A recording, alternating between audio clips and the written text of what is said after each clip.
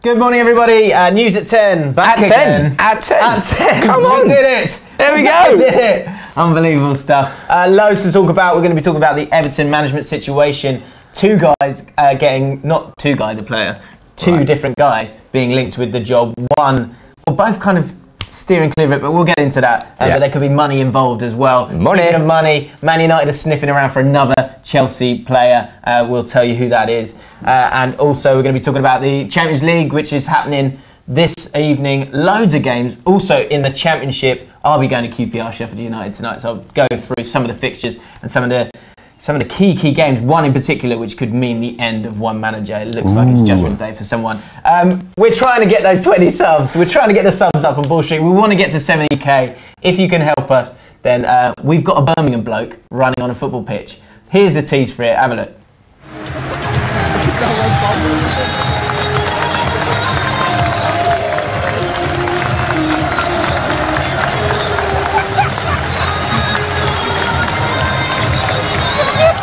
Free. Come on. Man free. If you subscribe already, there's no way of doing it. Let's get to 100 likes in this video. Hit that like button right now. 52 people watching at the moment, so that's 50 likes we do. Hit the button. Come on. Done.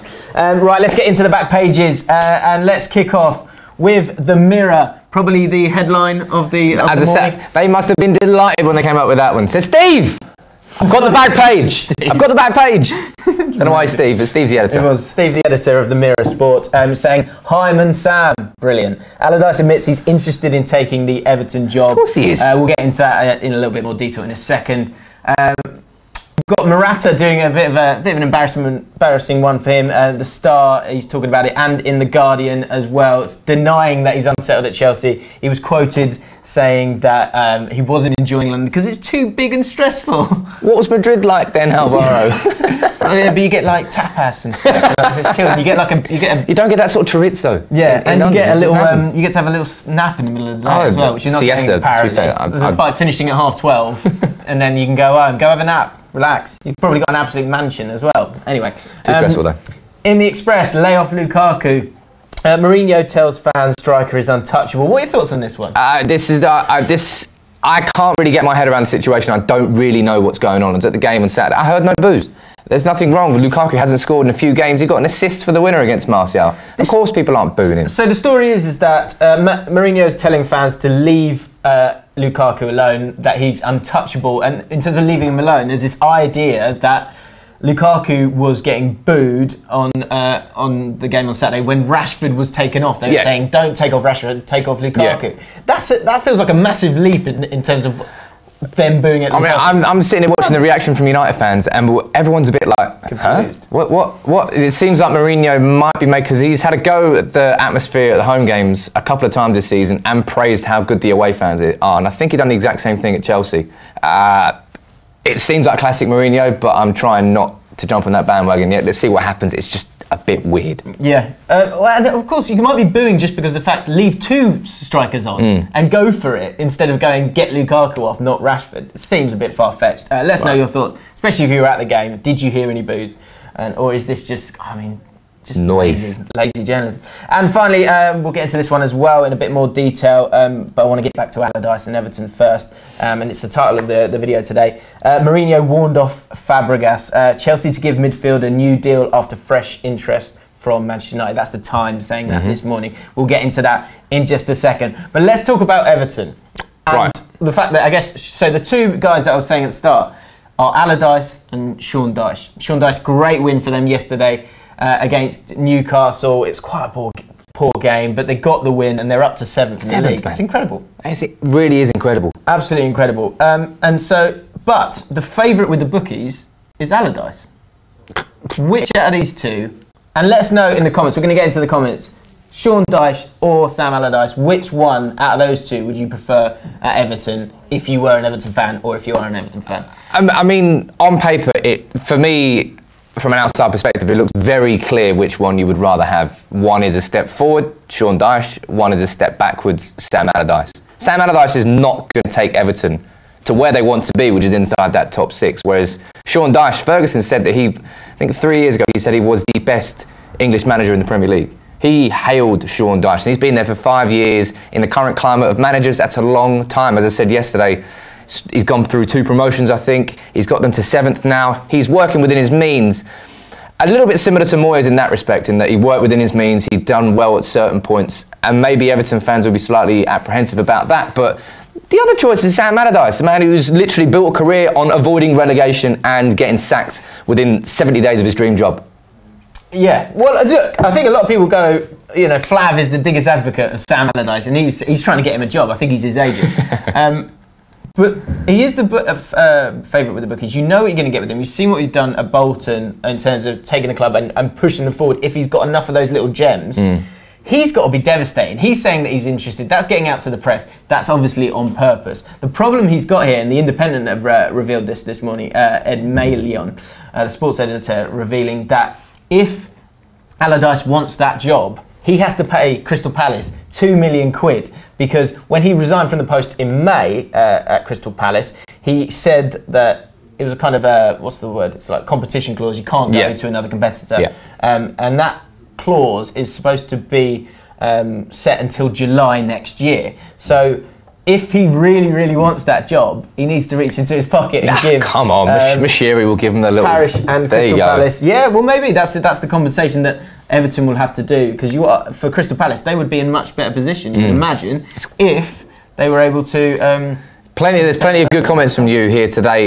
We've got Ewan Hacken saying Sam would be a really great shout for Everton and would make them really good. We've got David Lurch saying I would still like Unsworth to be given some time, but if he doesn't get the results in the next few games, I would definitely like Sean Dyche as manager. And a good comment here from Keen Dreamstar saying seems nobody is considering that Burnley don't want to let Sean Dyche go. And Burnley are doing very, very good this season. Sean Dyche has built his club and his team how he wants them to, and they're now 7th. They're a very hard team to beat. To go from that into the Everton job, it's a completely different situation. A whole new squad of players that he hasn't built, that he would then be expected to get back into that top 10 as a minimum expectation. And I would suggest, this is a massive guess from me, but I would imagine Sean Dyche has got a clause in his contract that if a big team comes knocking, and Everton are a bigger club than Burnley, then he would be allowed to go. But I guess that will play itself out. And there's Unsworth in the frame as well. A few people talking about him. I think it's in the international break that you're going to see this, the announcement happen. Right. Well, there you go. Right. So if there's any Everton fans or anybody watching, you've got 3 potential managers. You say David Unsworth, you've got Sean Dyche, and you've got Sam Allardyce. Comment now with the one that you think is best suited. So just leave the name Allardyce, Dyche, or Unsworth in the comments, and we'll have a little count. And hit that like button whilst you're there. Yeah, right, let's talk about Mourinho going after another Chelsea player. Of course, in the summer they went and got Matic. He's going back again. This one is slightly interesting for me because so apparently, according to the Times, Mourinho's wanted Fabregas since he got to Man United. Right. Yet I was of the understanding that there was a bit of a falling out between the two in that disastrous season after they won the league. No one really knows what went on in that situation. It was all speculation. I don't think Mourinho or Fabregas has come out and said, "Oh look, I hate you, the dick. I didn't like him. I was so happy, so happy to be away from him." Yeah, but Man United, when we had Moyes as manager, we tried desperately to sign Cesc Fabregas. It was painful. We ended up signing Fellaini on deadline day. So to go back in for him a couple of years later, is that a step backwards? No, because Fabregas is still a brilliant midfielder. And it looked with Conte and Fabregas that it wasn't working out last season. In the first half of the season, he was dropped to the bench. He wasn't that integral player that he had been the 2 seasons before. But in the second half of the season, he was a lot more impressive. And according to the Times, they're suggesting that Conte is desperate to keep Fabregas. I'm intrigued to know what Chelsea fans think about this, because he's a graceful player with incredible vision, but everyone knows he doesn't do the running. And so would he... But you don't need to do a running when you've got Kante and Bakayoko in your team. Maybe so, maybe so. The other stumbling block here is, and this is what's get Man United and Mourinho excited about it, is that Fabregas is 30 years old and Chelsea don't like to give more than a year's contract. Do you think Man United would be willing to offer a 2-year deal then? Man United traditionally have done the same thing, 1 year for an over 30. But Gary Cahill at Chelsea, just before his 30th birthday, he got a 4-year deal, and I can't remember who it was, but there's somebody who got a 2-year deal at Manchester United. It might be Michael Carrick. So there have been some exceptional circumstances, and I suppose for a player like Fabregas, maybe he would be one of those exceptional circumstances. I guess would he play more games at Man United, or would he play more games at Chelsea as well? Because for him, the player himself, he's getting to the last few years. we can see that he doesn't have the legs that these incredible athletes have now in the centre midfield of Premier League teams. So is he better off staying at Chelsea, where you've got someone like Kante in the team and you can afford to have a luxury player to a point in Fabregas, or would he be better off at Man United? It'd be interesting to know what people think. Let us know in the comments. Right, let's get on to Man United. It's a perfect link, isn't it? Man United in the Champions League. Chelsea as well, right? It's a busy night. We've got Man United at home to Benfica. So we're currently top of the group, 9 points. Benfica rock bottom. Benfica used to be a cracking European team. Not really sure what's gone on with them, but it's a comfortable situation for Man United. If we can get even 1 point tonight, we've got the Magic 10, which is considered qualification for the knockouts. And we've got Chelsea on Sunday. So Mourinho, going into the game, he said, I've only got eyes on Benfica. I'm not resting anybody. Right. Well, I hope he's lying, because we really do need to rest Matic for this Chelsea game. He's crucial for us. But looking at the games, they're pretty straightforward. The only one, you've got Celtic, they need to beat Bayern at home to have any chance of qualifying. That's going to be tough. Then you got the Atletico Madrid Carabao game, and then you got Roma and Chelsea. That's where it's because Chelsea currently top on 7 with Roma on 5. Atletico Madrid on 2 because they drew to Carabao, who are on 1 point. Massive game for Chelsea to get that after drawing tough. They're home or away.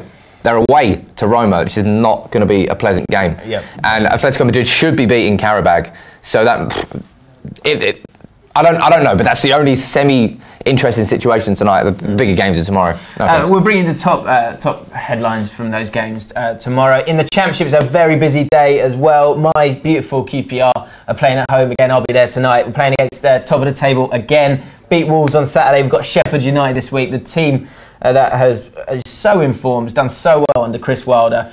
They come to Loftus Road, the home football this evening. Other big games. I'm intrigued to see how Fulham get on today at home. Completely mid-table this season. Last season, probably the best team in the league. Big reason for that, Tom Kearney, who has been out for the entire season so far. He's now back. He started in their last game.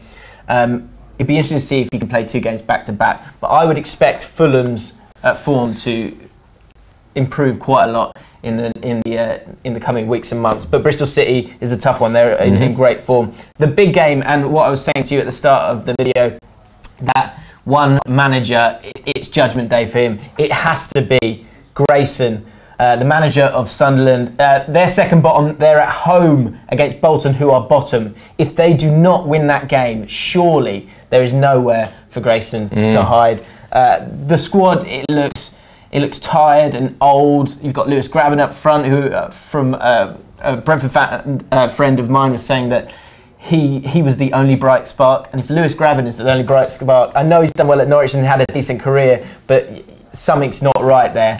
You were hoping it was going to make them steady, but if they cannot beat a Bolton side, who are ginormous but not very good, then he's got to go for it. No, but you saw it when Sunderland went down, that it was going to take some time for them to come back up. They weren't a club that was ready to immediately push. Like Newcastle going down, Newcastle came straight back up with Benitez.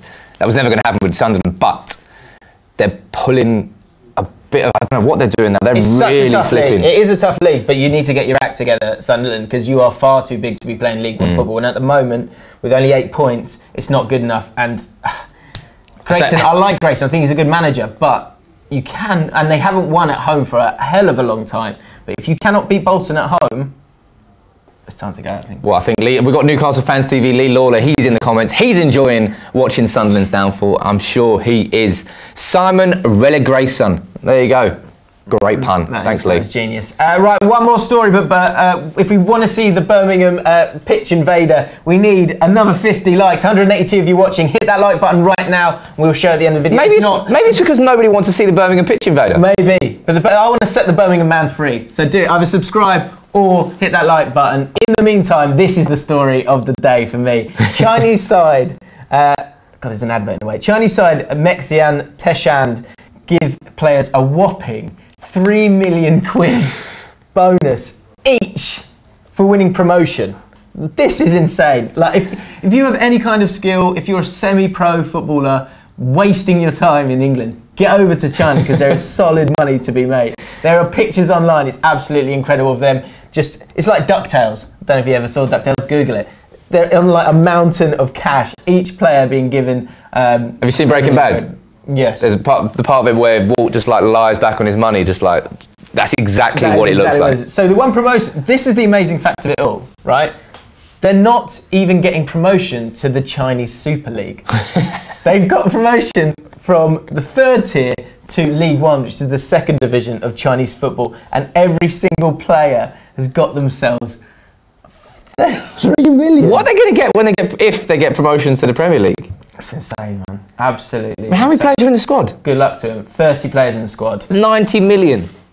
90 million. That's incredible. That's more than you get for winning the Champions League, I think. Unbelievable stuff. Well, you know, enjoy the money, boys. Well done. If you are watching, doubt it. It's mate, you can still make it. You're playing Sunday League. Go try it. Maybe I might try and get in shape. And sort of, my groin's a shot. Hey, you only get 2 million in. So that's it. Have we got the likes? You do not want to set the They really don't. I think it's that nobody wants to see Birmingham. Okay. All right. We need to find a different social clip. We need a different niche. You guys, and see if we can get those likes up. Right, that's it for News in 10. We'll be back tomorrow reacting to those Championship games. Simon Grayson, Champions League as well. Yep. Will there be a surprise in the Champions League? Can Roma get a win against Chelsea? Can Man United qualify? Well, we should qualify, can't you? Yeah, we should be. If you like this video, then hit that like button. More importantly, hit the notification bell, because then you can join us every single morning at 10. At 10, like today, at 10. Exactly. Thank you. We've got some great stuff on the channel this week. We're going to be going to Wembley with Spurs for the Real Madrid game, and we're also going to be doing a fans forum. We've got a fan from every club in the Premier League reviewing their team's season after 10 games, so you don't want to miss that. So subscribe to Ball Street. We'll be back tomorrow. Yep, take it easy.